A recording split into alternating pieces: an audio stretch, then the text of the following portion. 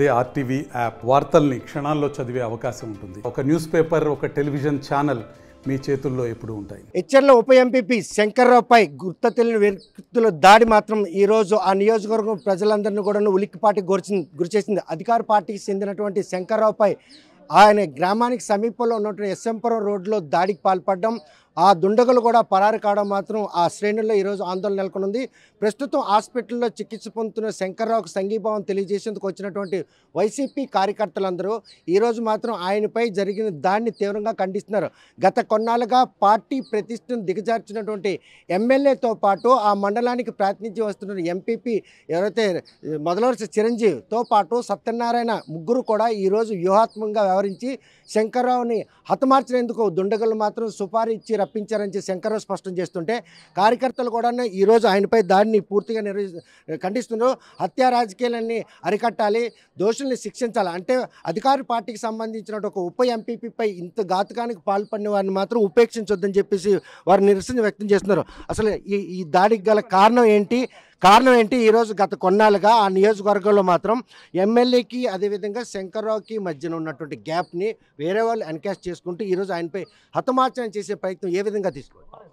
హెచ్చర్ల శంకర్కి గొర్రెల కిరణ్ గారికి వ్యక్తిగతంగా ఎటువంటి భేదాభిప్రాయం లేదండి. పార్టీ గురించి అతని గెలుపుకి అందరూ హార్నెస్లో కష్టపడ్డాడు. అందరికన్నా కాన్స్టిట్యున్సీలో ఎక్కువగా కష్టపడేది ఎవరంటే హెచ్చర్ల శంకర్రావు గారు. అయితే రాను ఎమ్మెల్యే ఎలక్షన్లు అయితే ఎంపీపీ ఎలక్షన్లు వచ్చిన తర్వాత ఎంపీపీ అతనికి ఇస్తామని జరిగింది.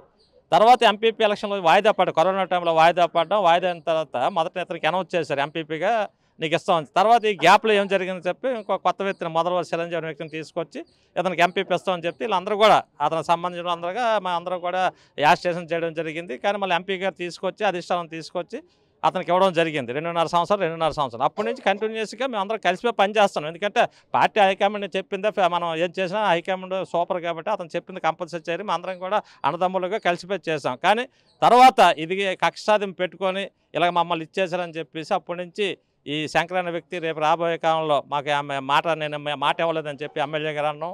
ఎవరు కూడా అధిష్టాన పెద్దలు కూడా అందరికీ చెప్పడం జరిగింది. గౌరవ సత్యబాబు గారికి, ధర్మాన కృష్ణదాస్ గారికి, మన విజయసాయిరెడ్డి గారికి, సుబ్బారెడ్డి గారికి, సజ్జల రామకృష్ణ గారికి, సీఎం గారికి కూడా ఈ గ్యాప్ ఉందండి. గ్యాప్ ఇలా ఉంది, కార్యకర్తలకు గ్యాప్ పెరిగిపోతుంది. ఎమ్మెల్యే గారు ఈ గ్యాప్లో పెడితే కూర్చొని పెట్టి సిట్టింగ్ పెట్టండి అంటే అలాగే మాట్లాడడం జరిగింది. ఒప్పుకున్నారు, అన్నీ అయ్యేది. కానీ కంటిన్యూస్ మేము అన్నదమ్ముల వల్ల కలిసి పనిచేస్తున్నాం. కానీ ఇంకా రాబోయే కాలంలో ఎమ్మెల్యే గారు ప్రవర్తన బాగోలేక హెచ్చర్ల ఎమ్మెల్యే గారు ఇస్తే మేము పని చేయలేము. ఎందుకంటే మా మీద ఇన్ఫర్మేషన్ యాక్ట్లు, మా పంచాయతీల మీద వేరే వ్యక్తులు లీడర్షిప్ ఇవ్వడం, మమ్మల్ని వ్యక్తిగతంగా మేనేజ్ చేయడం, వర్క్లో ఒప్పడం ఇవన్నీ చేస్తే ఈ గ్యాప్ వల్ల అంటే మేము ఒక స్లోగన్ తెచ్చాం.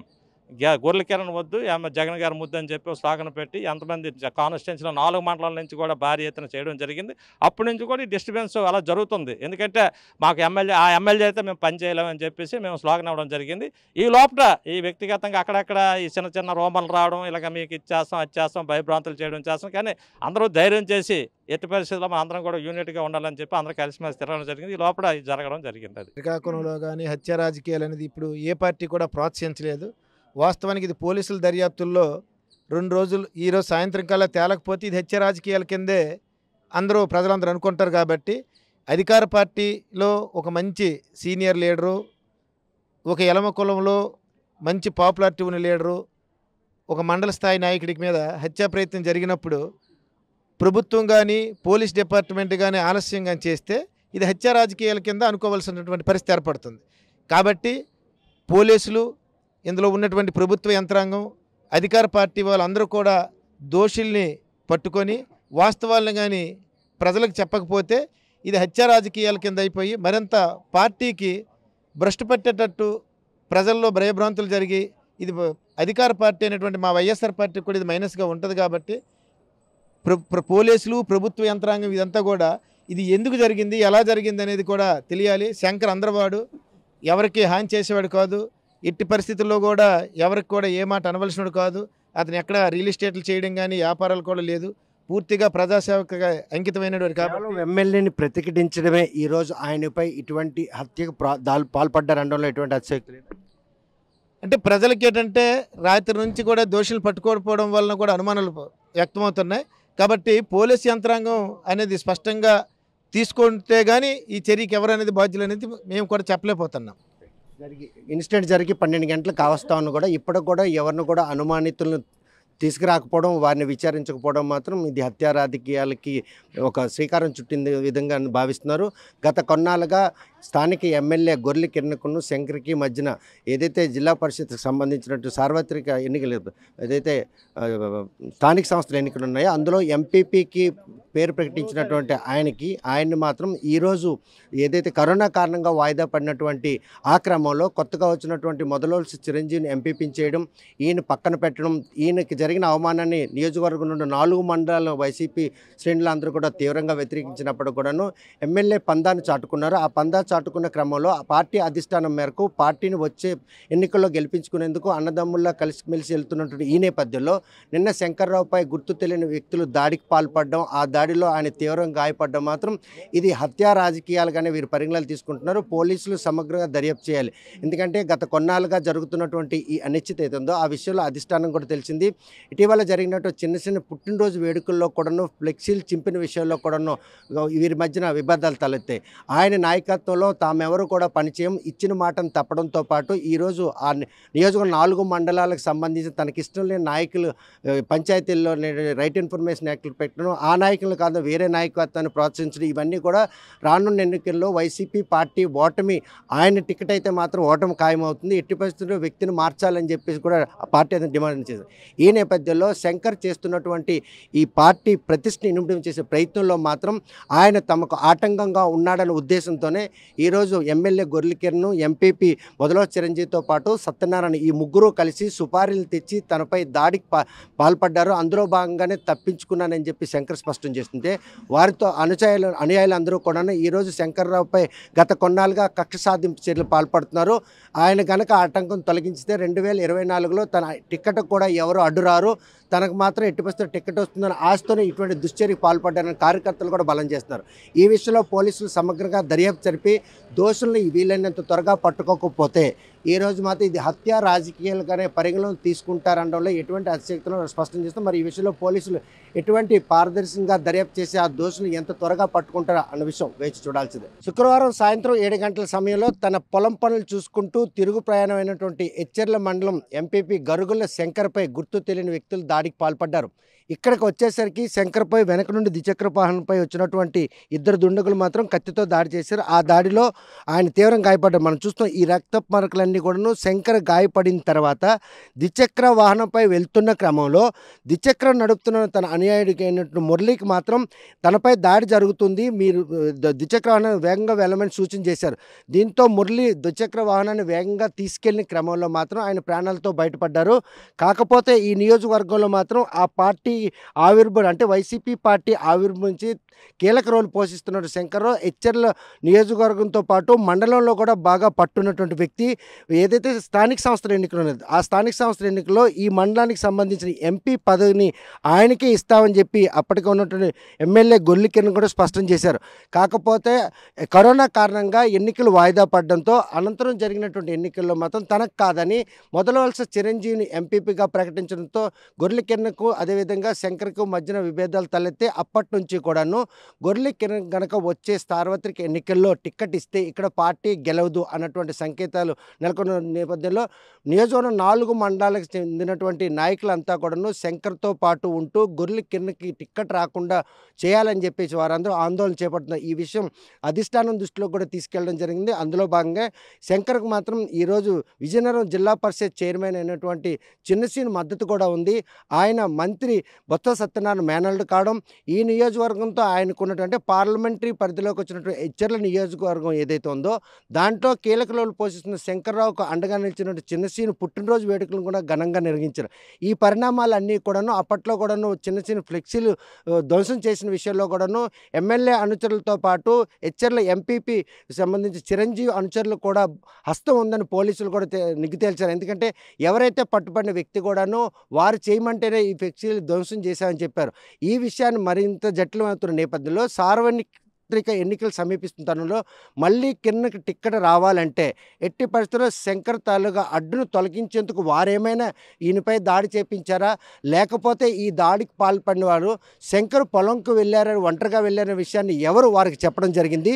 తిరిగి 7 గంటలకు వస్తున్న క్రమంలో ఇది ఎస్ఎంపురంకి వెళ్ళే దారి, త్రిబుల్ ఐటీకి వెళ్ళే విద్యార్థులు ఉంటారు, అన్నిత్యం రాకపోకలు జరుగుతుంటాయి. అంటే నిర్మానుష్యం ప్రదేశంలో ఉన్నప్పటికి కూడాను సాయంత్రం పూట పట్టణాలకు పొలంకి వెళ్ళిన వారంతా ఇళ్ళకి చేరుకున్నటువంటి రద్దీ అయిన రహదారి.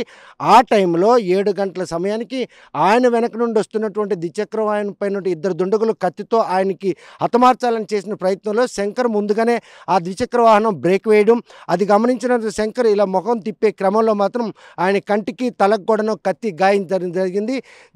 పూర్తిగా రక్తంతో ఉన్నటువంటి శంకర్ను మాత్రం ఆ ద్విచక్ర వాహనంపై నేరుగా ఆసుపత్రికి తీసుకెళ్లి తను అన్నాడు.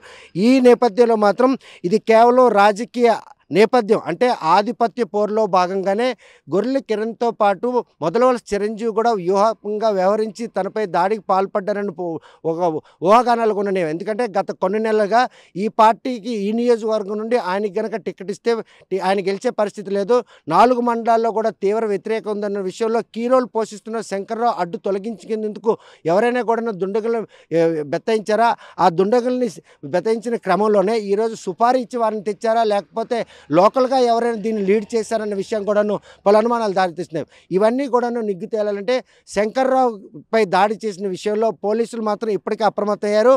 దాడి జరిగిన వెంటనే ఇటు హెచ్చర్లతో పాటు శ్రీకాకుళం జిల్లా వాసులందరూ కూడా ఉలిక్కిపాటు గురిచేయారు.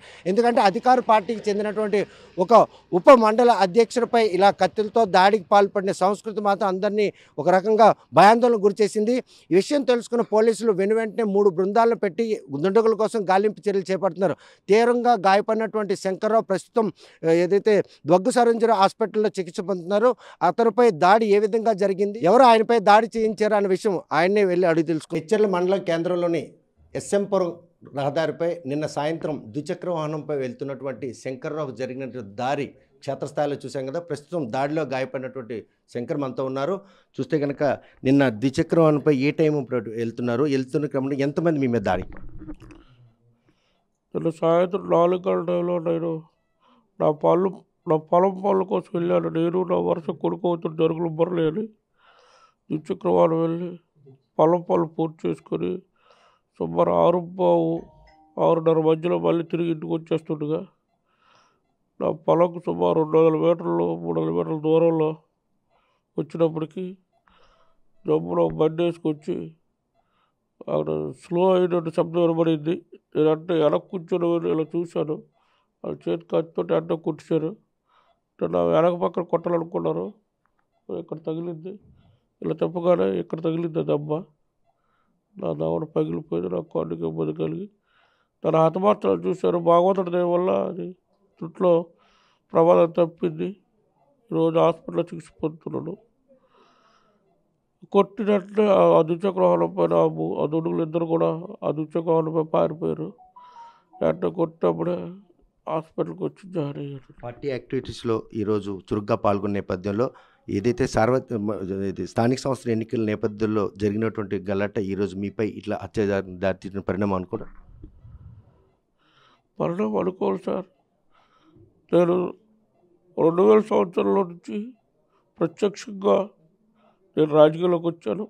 అంత పూర్వం నా నాన్నగారు, మా తాతగారు, మా చిన్నాన్నగారు ఇలా రాజకీయాలు చేసి నేను 2001లో ఎంపీటీసీ అయ్యాను, 2006లో సర్పంచ్ అయ్యాను, మండల పార్టీ అధ్యక్షుడు, కాంగ్రెస్ పార్టీ అధ్యక్షుడు చేశాను. 1 సంవత్సరము సర్పంచ్ కోల్పోయింది. మా మిస్సెస్ ఎంపీటీసీ అయ్యింది. కాంగ్రెస్ వైఎస్ఆర్సీపీలో చేరాము. వైఎస్ఆర్ కాంగ్రెస్ పార్టీలో కూడా నేను జిల్లా కార్యదర్శిగా, రాష్ట్ర యువజన కార్యదర్శిగా కూడా చేస్తున్నాను. మళ్ళీ మొన్న జరిగిన 2019 ఎన్నికల వరకు అనేక రకాలుగా కష్టపడి పనిచేస్తే నాకు ఎంపీపీ పదవి ఇస్తామని మండలంలో ప్రజలందరూ నన్ను కోరుకుంటే నాకు బొట్టు పెట్టి నాకు ఎంపీ పదవి ఇస్తామని చెప్పి మళ్ళీ ఆయన కరోనా టైంలో పోస్ట్ పోన్ అవ్వడం, మళ్ళీ ఆయన మాట మార్చి ఆయన ఆ ఎంపీ పదవి మరొకరికి డబ్బులు అమ్మేసి, ఆయన అంటే ఎవరు? మొదటి చిరంజీవి, గొర్రెల కిరణ్ కుమార్ ఎమ్మెల్యే మొదటి చిరంజీవికి డబ్బులు కమ్మేసి ఈరోజు ఆ రోజు నుంచి ఈరోజు వరకు నా పైన కక్ష సాధింపులు చేసి నాతో పాటు నా కార్యకర్తలు నా ఇతర గ్రామాల్లో నాయకుల మీద కూడా అనేక రకాల వాళ్ళకి ఇబ్బందులు కలిగించి మాకు ఒక ఎస్సీతో మాట్లాడకుండా పనులు చేయనివ్వకుండా, ఒక ఎంఆర్ఓ దగ్గరికి వెళ్తే పనులు చేయనివ్వకుండా, ఎంపీ దగ్గర పనులు చేయకుండా, ఇక్కడ సచివాలయంలో సెక్రటరీలు కూడా మా మాట వినకుండా చేసి, నా గ్రామంలో నా వాలంటీర్లు తీయించేసి,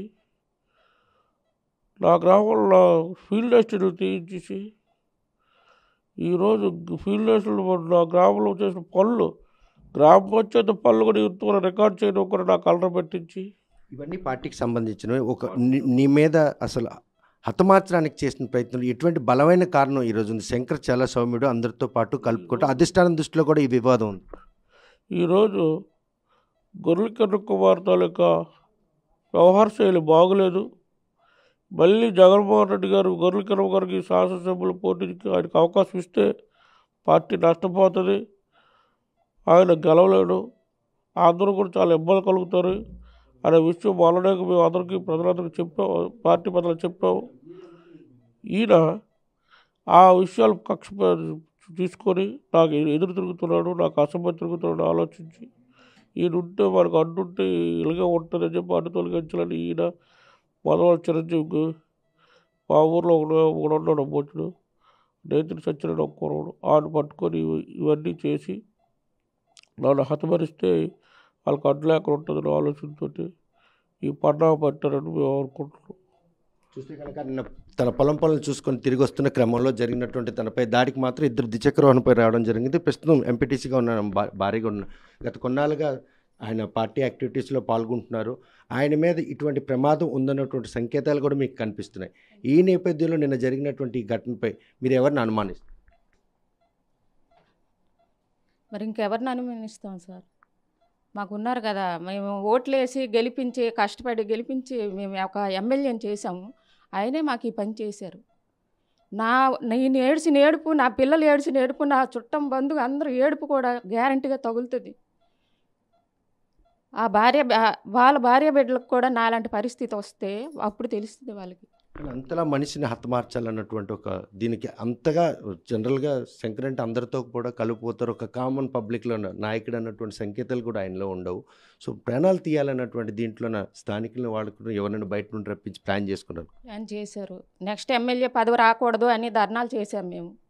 చేసినందుకు మాకు ఈ పనిష్మెంట్ వేశాడు. ఈ పనిష్మెంట్ వేస్తే ఇంకా మాకు ఇంకెవరు అడ్డు ఉండరు కదా, ఈయనకి తీసిస్తే ఈయనకి ముందు పని చేసిద్దాం, ఉన్నోళ్ళకి ఇంకా వెనక తర్వాత ఒక్కొక్కరిని తీసిస్తే వాళ్ళకి ఇంకా అడ్డు సడ్డు ఏమి ఉండదనేసి ఆ పని చేశారు. ఇతర నియోజకవర్గంగా గత కొన్ని నెలలుగా చూస్తుంటే కనుక స్థానిక సంస్థల ఎన్నికల్లో ఎంపీపీగా ఆశావాగా ఉన్నటువంటి శంకర్ కాదని ఈరోజు మొదటి వలస చిరంజీవికి ఇవ్వడం జరిగింది. ఈ నేపథ్యంలోనే గత కొన్నాళ్ళుగా ఎవరైతే గొర్రెల కిరణ్ వద్దు, జగన్ ముద్దు, వచ్చే ఎన్నికల్లో జగన్ గెలవాలి, ఒకవేళ కిరణ్ కుమార్ గారిని టికెట్ ఇస్తే మాత్రం ఓడిపోవడం ఖాయమన్న సంకేతాలను అధిష్టానికి పంపించి రోడ్డుపైకి వచ్చి పార్టీ ప్రతిష్టను కాపాడేందుకు శంకర్ చేసిన ప్రయత్నంలో భాగంగానే ఈరోజు తన అన్యాయాలతో దాడికి పాల్పడ్డారు. నిన్న ఎస్ఎంపురం నుండి పొలం పనులు చూసుకొని తిరిగి వస్తున్న క్రమంలో వెనక నుండి ద్విచక్ర వాహనం పైన వచ్చిన 2 దుండగులు కత్తితో దాడి చేస్తున్నారనే విషయాన్ని గమనించిన శంకర్ మాత్రం తల తిప్పే క్రమంలో అలా గాయపడడం జరిగింది. అయితే తనతో పాటు తన అనేక ముందు ద్విచక్ర వాహనం వదులుతున్న వ్యక్తిని మాత్రం బండి వేగంగా వెళ్ళమని శంకర్ సూచనతో ఈరోజు ప్రాణాలతో బయటపడి ప్రాణాపాయ స్థితి లేకపోవడం మాత్రం కత్తి గాయం మాత్రం బలంగా తగిలింది. అది కంటికి అదేవిధంగా తలకు కూడా తగిలిందని వైద్యులు చెప్తున్నారు. మెరుగైన చికిత్స కోసం ప్రస్తుతం సర్వజన హాస్పిటల్లో ఉన్నారు. తన భర్తను హతమార్చేందుకు ఈరోజు ఎమ్మెల్యే పగబట్టి ఎంపీపీతో పాటు తన అన్నయ్యలు కలిసి ఈరోజు తన భర్త మీద దాడి చేయించిన భార్య కూడా ఆరోపిస్తుంది. ఆమె కూడా ఎంపీటీసీ. ఈరోజు ఎంపీపీ పదవి కోసం జరిగినటువంటి ఏదైతే ఆధిపత్య పోరు ఉందో ఆ పోరులో ఆ నియోజకవర్గంలో వైసీపీ మళ్ళీ అధికారంలోకి రావాలని తన భర్త చేస్తున్న ప్రయత్నంలోనే ఈరోజు తన అడ్డు తొలగించుకునేందుకు ఇలా సుపారీలు ఇచ్చి ఈరోజు దుండగులు మాత్రం ప్రోత్సహించి దాడికి పాల్పడి ఈ విషయం మాత్రం పార్టీ అధిష్టానం సీరియస్గా తీసుకొని తమ కుటుంబానికి జరిగినటువంటి అన్యాయం, అది వైసీపీ పార్టీ కార్యకర్తలు జరిగిన అన్యాయంగా పరిణామాలు తీసుకున్న భార్య కూడా కోరుతున్నారు. తనకు మాత్రం ఈరోజు తనపై దాడి చేయించి ఎమ్మెల్యే గొర్రెల కిరణ్, అతని ఎంపీపీ మొదలవలస చిరంజీవి చిరంజీవితో పాటు సత్యనారాయణ అనే వ్యక్తి కూడా ఉన్నారు. ఈ ముగ్గురు మీద అనుమానం ఉంది. వారి తాలూకు అనుయాయులే తనపై దాడి చేయించిన శంకర్ స్పష్టం చేస్తున్నారు. ఇటువంటి పరిణామాలు చోటు చేసుకున్న నేపథ్యంలో అధికార పార్టీకి సంబంధించి ఒక ఎంపీపీ మీద జరిగినటువంటి ఈ దాడి మాత్రం వైసీపీ శ్రేణుల్లో తీవ్రమైన ఆందోళన కలిగిస్తుంది. నిన్న సాయంత్రం 7 గంటలప్పుడు ఆయన జరిగినటువంటి దాడి మాత్రం జిల్లాలో ఒక్కసారిగా ఉలిక్కిపాటుకు గురిచేసింది. మరి ఈ విషయంలో ఇప్పటికే కొంతమంది అనుయాయులు అదుపులో తీసుకుని విచారిస్తున్న పోలీసులు మాత్రం అసలైన దుండగులను పట్టుకుంటారా, వారు వెనుకున్నటువంటి ఎవరు అన్నది తేల్చాల్సి ఉంది. వీడియో జర్నలిస్ట్ రామకృష్ణతో సత్యం, RTV శ్రీకాకుళం. మరిన్ని వీడియోస్ కోసం ఛానల్ ని సబ్స్క్రైబ్ చేయండి. లేటెస్ట్ అప్డేట్స్ కోసం వాట్సాప్ ఛానల్ ని ఫాలో చేయండి. అండ్ లింక్ డిస్క్రిప్షన్ లో ఉంది.